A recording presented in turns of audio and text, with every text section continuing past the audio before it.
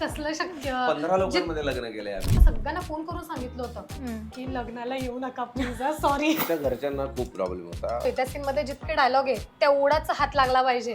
त्याच्या व्यतिरिक्त जर हसता हसता असं लागला ना, मला फोन करायचं. केलं तर याच्या बरोबर नाही तर नाही, मग गोंधळ झाला.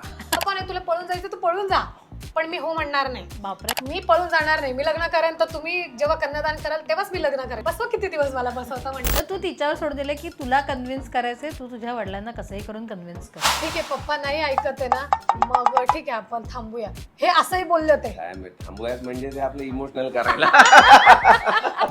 त्याच्यामध्ये मध्ये मध्ये मध्ये स्क्वेअर आहे. हा त्याच्यामध्ये मध्ये 4 आहे का? हा त्याच्यावरून अंदाज आलाय का तुला काय ते? अजून काय त्याला कान नाक काही येतात? नाहीये. तुम्हाला कधी जर बोर झालं तर इकडे मस्ती करायला, पेंटिंग करायला तुम्ही येऊ शकता. हा रोमॅन्टिक सीन करून आलं की आमच्या घरात लोचा असतो.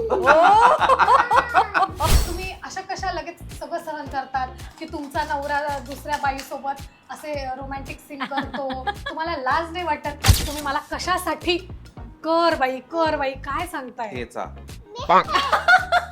न्यू पॅटर्नचा फ्रीज आहे माझा, मार्केटमध्ये आत्ताच आलाय डिस्काउंट मध्ये. सिलेंडरचा तुटवडा इतका झालाय की मी विसरलो तो कसा असायचा, म्हणून असा आमचा सिलेंडर झालाय. मध्ये अशा लाईन्स काढायच्या बारीक बारीक छोट्या छोट्या. केक नाही कळलं होतं मला. कसा असेल रे?